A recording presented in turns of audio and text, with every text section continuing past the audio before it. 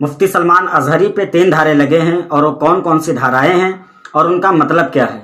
क्या उन धाराओं की वजह से मुफ्ती सलमान अजहरी साहब को कोई परेशानी आ सकती है? तो इसका जवाब दे रहे हैं हाई कोर्ट के 3 वकीलों की आप वीडियो देखें और इन तमाम चीजों को आप ध्यान से सुनिए। मुफ्ती सलमान अजहरी साहब पे जो धाराएं लगी हैं वो सही हैं या गलत? तो आइए देखते हैं इन 3 वकीलों की वीडियो। मैं हूं आपके साथ मोहम्मद ज़ैफ।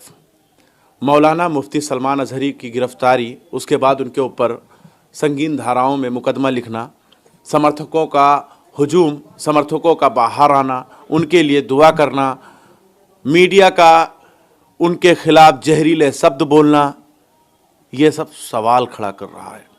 लोग सवाल पूछने लगे कि क्या इस देश के अंदर हमारे लिए अलग कानून है क्या? मैं बात करूंगा मौलाना मुफ्ती सलमान अजहरी पर जो मुकदमा दर्ज हुआ है उस पर बात करूंगा। नंबर 153A आईपीसी की धारा है, 505 ये भी आईपीसी की धारा है, 188, 114, इन 4 धाराओं में उनके ऊपर मुकदमा दर्ज हुआ है। तो क्या अब सलमान साहब जो है वो जेल से बाहर नहीं आ पाएंगे? इस पर सवाल पूछना है। क्या मौलाना मुफ्ती सलमान अजहरी जेल में ही रह जाएंगे या चुनावी एजेंडा के तहत उन पर यह कार्रवाई की जा रही है? लोगों के दिमाग में बड़े ख्याल आ रहे हैं कि क्या होगा, क्यों हो रहा है, कैसे हो रहा है, कब तक चलेगा। ये सारे सवाल जो हैं लोगों के मन को झंझोड़ रहा है। और मैंने सोचा क्यों ना हम एक न्यूज़ रूम में बैठकर 3 वकीलों को इकट्ठा करके और तीनों वकीलों से ये आईपीसी धारा जो है इसके बारे में जानें और साथ ही साथ में उनसे ये भी पूछें क्या, क्यों, कैसे, कब तक, इसका अर्थ जो है वो हम आप तक पहुंचाएं। इस पर हमारे साथ बात करने के लिए अधिवक्ता सुहेल सिद्दीकी जी हैं, मोहम्मद फरहान सिद्दीकी साहब हैं, उज़ैफा अनीस साहब हैं जो अधिवक्ता हैं। सबसे पहले तो हम आपसे जानना चाहेंगे ये आईपीसी धारा 153A जो एक्ट उनके ऊपर लगाया गया है, इसके तहत क्या लगता है कि क्यों गिरफ्तारी हुआ? क्या अब वो जेल में ही रहेंगे? बहुत सवाल हैं, क्यों, कब, कैसे, लोगों के दिमाग में आ रहा है। देखिए, आईपीसी की धारा 153A में जो कहती है वो, देखिए पहली चीज़ तो ये उसको लगाने का सिविक रीज़न है कि वो नॉन बेलेबल ऑफेंस है। ठीक है, उसमें जो पनिशमेंट है वो मतलब इधर 2 साल की सज़ा, 3 साल की सज़ा उसमें एक्सटेंडेड है। ठीक है, और या फिर कोई मॉनेटरी पनिशमेंट या फिर दोनों। ठीक है, उसमें ये कहती है कि किसी भी धर्म, जात, मतलब स्थान के विषय, किसी भी व्यक्ति विशेष के खिलाफ कोई भी बात ऐसी कहना जो सद्भावना को बिगाड़े या फिर किसी भी 2 समुदाय के बीच शत्रुता को बढ़ावा देने के एवज में ये धारा लगाई जाती है। ठीक है ना, और इसमें मतलब जो है वो ये नॉन बेलेबल ऑफेंस है। तो क्या उनके जो बयान है वो बयान से ये धारा सही साबित हो? नहीं, बिल्कुल नहीं। उन्हीं ने किसी चीज़ का, यही तो बता रहा हूँ, ना किसी धर्म का उन्हीं नाम लिया, ना किसी उन्हीं ने जो है वो भाषा को गलत कहा उन्हीं ने, ना किसी व्यक्ति विशेष के बारे में कहा, ना किसी समुदाय के बारे में कहा, कुछ तो कहा ही नहीं उन्हीं ने। तो वो हेट स्पीच की कैटेगरी में वो आती ही नहीं है। लेकिन सिर्फ उसको लगाने का जो रीज़न है वो ये है कि तो नॉन बेलेबल ऑफेंस है, उनको जेल में जाकर ठूस दिया जाएगा। पहली चीज़। दूसरी चीज़ ये कि फिर मैं वही बात कहूँगा, वो एक ईंधन है जो पॉलिटिकली जो है बीजेपी को फायदा पहुँचाएगा। ना वो राजनेता है, ना तो राजनेता है और ना ही कभी उन्होंने चुनाव लड़ा है। तो आखिर उनके ऊपर ऐसा शिकंजा कसना और उसके बाद मीडिया का उनके खिलाफ तरह तरह के टाइटल यूज करना, जैसे भड़काऊ, जहरीला, मुल्ला, मतलब ऐसे शब्द इस्तेमाल करना जिनसे लोग जुड़े हों, करोड़ों के तादाद में लोग जुड़े। उनका नाम आपने नहीं सुना क्या? पूरा क्या है उनका नाम? है मुफ्ती सलमान अजहरी साहब। बस यही उनका एक अपराध है। उनका अपराध यही कि उनका नाम मुफ्ती सलमान अजहरी साहब अपराध है, यही नाम, उनका नाम जो है यही अपराध है उनके लिए। आप वकील हैं तो थोड़ा सोच समझ के इस बात नहीं, कोई बस सोच, देखिए हम वकील हैं, हमारा तो काम ही हमारा ही है कि आम जनता में जाकर सुधार करना, जो जनता, जो आम जनमानस जो पीड़ित हैं उनको जाके न्याय दिलाना, ये हमारा काम ही है। तो हम तो जो सच होगा, जो सामने देखेंगे वही बोलेंगे। तो ये कार्रवाई जो की जा रही है बिल्कुल गलत है। ये एटीएस ने जो गिरफ्तार किया गलत है। नहीं, एटीएस हो, एसटीएफ हो, कोई भी हो, ये कार्रवाई गलत है। ये गलत है, कार्रवाई गलत है। ये कार्रवाई होनी चाहिए क्योंकि उन्होंने उनके जो स्पीचेस में जो कंटेंट थे, वो कंटेंट में ऐसा कुछ है ही नहीं जो हेट स्पीच को अट्रैक्ट करे। कोर्ट में चलेगा ये केस? कोर्ट में चलेगा। अब देखिए, अब न्याय की जो प्रक्रिया है वो न्यायालय में चलेगी। अब जो होना था वो तो हो ही न्यायालय तक पहुंच पाता है केस कोई, अगर पहले ही जजमेंट आ जाता है मीडिया द्वारा। जजमेंट भाई मीडिया ट्रायल चल रहा है, ये तो मीडिया ट्रायल है। मीडिया सब कुछ तो कह ही दिया कि वो हेड स्पीच है, वो मुल्ले हैं, वो ये है, वो है, सब तो मीडिया तो कह रही है। नहीं है 3 दिन से मीडिया चिल्ला रही है इसी बात को। अभी अच्छा 3 दिन तक और चिल्लाएगी मीडिया। 153 पे आपने इतना विस्तार में बता दिया कि लोग कंफ्यूजन में आ जाएंगे। अब यहां पर 505 पर चर्चा करेंगे तो आप सोचेंगे कि ये कौन सी धारा है। भाई 153 पे हम बात कर रहे थे, सोहेल सिद्दीकी से वो बता रहे थे 153 का इतना बड़ा विस्तार कि आप सोचे होंगे कि ये जब 153 इस तरह है तो 505 क्या है, क्योंकि धारा 302 का भी आता है। तो लोग सोचे होंगे 505 क्या होता है। तो 505 के ऊपर भी लोगों की निगाहें जो है वो टिकी हुई है। लोग सोच रहे होंगे ये कौन सी धारा है। 505 आईपीसी वो है जिसमें दो समुदायों के विभिन्न के बीच ऐसे कोई असत्य कथन कहे जाएं जिनसे शत्रुता दोनों समुदाय के बीच पैदा हो या घृणा पैदा हो या वैमनस्य स्थापित हो जाए। लेकिन सलमान अजहरी साहब ने ऐसा कोई बयान नहीं दिया जिससे दो समुदाय के बीच में कोई दंगा फसाद लड़ाई झगड़ा या उनके द्वारा किसी विशेष समुदाय का नाम लेके उसको संबोधित किया गया और कुछ नहीं किया गया। तो 505 आईपीसी का सेक्शन उन पे नहीं बनता। लेकिन 505 आईपीसी गैर जमानती संज्ञा भाई क्या रसूल अल्लाह बोले थे ना एंडिंग में, लब्बैक रसूल अल्लाह एक धार्मिक नारा है, उन्होंने अपना भाषण खत्म करते टाइम आखिरी में किया लब्बैक या रसूल अल्लाह।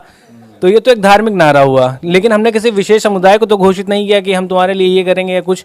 तो 505 का कोई अपराध नहीं। यहाँ पे उनके द्वारा कोई असत्य कथन नहीं कहा गया, किसी भी विशेष समुदाय को निशाना नहीं बनाया गया। उसने लेकिन गिरफ्तार कर लिया है तो जाहिर सी बात है इतनी बड़ी धारा होगी तभी तो उनको गिरफ्तार किया। आप लोग तो ऐसे छोटे छोटे धारा बता रहे जैसे लग रहा है कि उन्होंने कोई अपराध ही नहीं किया हो। अरे तो ये तो मीडिया बता रही है ना, अपराध अगर हुआ है तो आप लाइए। देखिए आप मीडिया हैं, अगर आप ही सत्य का साथ छोड़ देंगे तो कुछ नहीं होगा।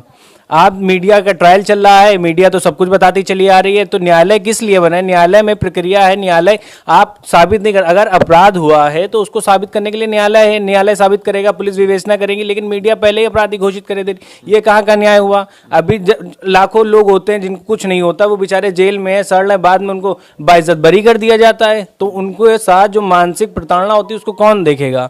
तो आप ही हैं जो सत्य का साथ देंगे। अगर मीडिया गलत साबित करेगी तो कैसे?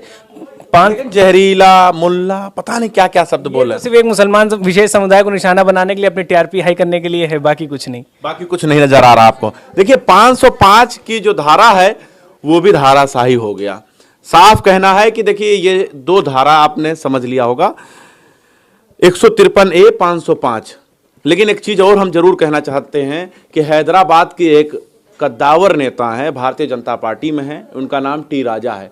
भद्दी भद्दी गालियां देते हैं, लेकिन उनके लिए मीडिया द्वारा कोई भी ऐसा खबर नहीं चलाया जाता। ना तो उनको हेट स्पीच में शामिल किया जाता है, ना तो उनको भड़काऊ में शामिल किया जाता है। लेकिन अगर जो नेता नहीं हैं वो बोल देते हैं तो उनके ऊपर कार्रवाई हो जाता है। अब हम समझने की कोशिश ये करेंगे कि धारा 114 के तहत जो मुकदमा दर्ज हुआ है इससे क्या होगा, क्यों होगा, इस पर बात करने के लिए फरहान साहब क्या कहेंगे? देखिए धारा 114, अब एटीएस ने अगर गिरफ्तार की है तो आपको क्या लगता है कि धारा 114 कितनी बड़ी होगी? भाई कम से कम आजीवन कारावास होना चाहिए उसमें, या फिर उसमें पनिशमेंट जो होना चाहिए वो डेथ पनिशमेंट होना चाहिए। लेकिन 114 क्या है? 114 बहुत हल्की धारा है जिसमें एक्सटेंडेड टू 3 ईयर्स। ठीक, तो यही मालूम चलता है कि एटीएस अगर गिरफ्तार करती है तो भाई बहुत संगीन धारा होगी। हम आपको बता रहे हैं कि 114 क्या है। 114 है मात्र किसी व्यक्ति द्वारा उकसाया जाना किसी को, चाहे वो व्यक्ति उस जगह पर मौजूद हो या ना हो। तो मौलाना साहब ने उकसाने वाली ऐसी कौन सी बात कह दी थी जो उनके पूरे उसमें भाषण में है? उन्होंने कोई ऐसी बात नहीं कही, पहली चीज। और दूसरी चीज, 114 कोई इतनी बड़ी धारा नहीं है कि जिसके ऊपर एटीएस अरेस्ट करे, ऐसी कोई बहुत बड़ी धारा नहीं है। लेकिन गिरफ्तार किया है ना। अब अगर गिरफ्तार, हम तो ये कहते हैं कि मीडिया जिस हिसाब से ट्रायल चला रही है, कोर्ट्स में लगा देने चाहिए ताले और मीडिया ही ट्रायल करे। भाई यहाँ तो एफटीसी का प्रोविजन है, भाई 1 हफ्ते के बाद डेट लगती है, फिर हर हफ्ते डेट लगती है एफटीसी में। ठीक, उसमें ये दिया जाता है कि जो भी अभियुक्त है उसको जल्द से जल्द पनिशमेंट दे दिया जाए। लेकिन हम तो ये कहते हैं कि इसमें भी ताला लगा करके मीडिया को ही ट्रायल दे देना चाहिए। सुबह आएगी न्यूज़ और रात तक उसको अरेस्ट करके जेल वेल भेज करके उसको सजा सुना दी जाएगी। बेहतर तरीका ये है कि मीडिया को ही ट्रायल दे देना चाहिए और जो न्यायालय है, न्यायालय में ताला लगा देना चाहिए हमारे हिसाब से। मतलब ताला लग जाना चाहिए। ताला लग जाना चाहिए। भाई मीडिया ही, जब कोर्ट है तभी तो लोग को भरोसा है। अब कोर्ट पे ताला लग जाएगा तो कैसे? कोर्ट पे ताला इसलिए लग जाना चाहिए कि जब मीडिया ही पूरा ट्रायल लड़े ले रही है तो कोर्ट क्या कर रहा है फिर? कोर्ट किस लिए बना है भाई? जब तक के जो अपराध साबित ना हो जाए अपराधी के ऊपर, तब तक के वो अपराधी नहीं है। लेकिन मीडिया क्या करती है, मीडिया उसको पहले ही अपराधी बना देती है, जबकि ऐसा नहीं होना चाहिए। कम से कम आप ये देखिए कि उसके ऊपर आरोप लगा है, अभी सिद्ध नहीं हुआ है। सिद्ध कौन करेगा? सिद्ध तो न्यायालय करेगा ना, या मीडिया शायद सिद्ध कर देगी। तो मीडिया को ऐसे लांछन नहीं लगाने चाहिए, पहले तय तक जाना चाहिए कि क्या इसकी सत्यता है और क्या नहीं। बिल्कुल, देखिए 3 धारा तो हम समझ गए हैं और चौथा धारा जो लगा है उस पर हम चर्चा करेंगे। देखिए 3 धारा का साफ कहना है कि जैसे 153A, 505, 188, 114, अगर इन धाराओं का पालन नहीं करते हैं तो 188 लग जाता है। यानी अगर किसी व्यक्ति को मालूम हो कि आगे जाएंगे तो मेरे लिए खतरा है और अगर वो फिर भी जाएगा तो उसके लिए 188 है। यानी कानून यही कह रहा है कि अगर आपको पता है कि ये कानून हमारे ऊपर लागू होता है और आप फिर भी कर बैठते हैं, तब आपके ऊपर 188 के तहत मुकदमा दर्ज होगा और आप जेल में जाएंगे।